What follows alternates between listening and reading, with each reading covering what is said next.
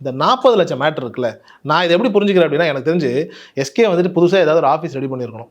ஒரு 20-30 லட்ச ரூபாய்க்கு இன்டீரியர்லாம் பண்ணி பக்காவாக ரெடி பண்ணி ஒரு 10-15 பேரை வேலைக்கு வச்சு டோட்டலாக இதான் என்னோட ஐடி விங்கு, வேலையை ஆரம்பிங்கன்னு சொல்லி எதையாவது ஒன்று புதுசாக ஸ்டார்ட் பண்ணியிருப்பாரு. ஸ்டார்ட் பண்ண உடனே இந்த சைடில் இருக்கவங்களாம் என்ன முடிவு பண்ணிட்டு இருப்பாங்க, இவர் தான் சூர்யா கெரியரை காலி பண்ண போறாரு, விஜய் கெரியரை காலி பண்ண போறாரு, துப்பாக்கி வாங்கிட்டாரு, இப்போ அடுத்து வந்துட்டு விஜய் கெரியர் காலி பண்ணுவார், அடுத்து அஜித் கிட்ட குறுக்க போய் பைக்கையோ காரையோ வாங்கிட்டு வர போறாருங்கிற மாதிரி இவங்களே ஒரு முடிவு பண்ணிக்கிட்டு சூர்யாவை இவர் தான் காலி பண்ணுறாருங்கிற மாதிரியான ஒரு பிம்பத்தை வந்துட்டு யாரோ கொளுத்தி விட்டுருக்கணும். அந்த கொளுத்தி விட்டதனுடைய விளைவு என்ன ஆயிடுச்சு அப்படின்னா, சிவகார்த்திகேயன் தான் சூர்யாவை காலி பண்ணுறாருங்கிற மாதிரியான ஒரு இமேஜ் இருக்குது. ஆனால் உண்மையிலேயே நீங்கள் சூர்யாவையும் சிவகார்த்திகேயன் ஒரு இடத்துல ஒப்பிட்டீங்கன்னு வைங்களேன், பொதுவாக வந்துட்டு இந்த விவேகானந்தர் கூட சொல்லுவார், ஒவ்வொரு மனிதன் வந்துட்டு இந்த உலகத்தை விட்டு போகும்போது ஒரு வெற்றிடம் உருவாகும், அதை நிரப்புறதுக்கு இன்னொருத்தன் வரணும் அப்படின்னு. 2013 சூர்யா கெரியனுடைய உச்சம், அவ்வளோதான்.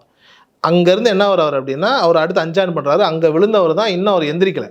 ஆனால் நீங்கள் நல்லா கவனிச்சு பார்த்தீங்கன்னா, அதே 2013 தான் வருத்தப்படாத வாலிபர் சங்கம்னு ஒரு படம் ஒன்று வரும்.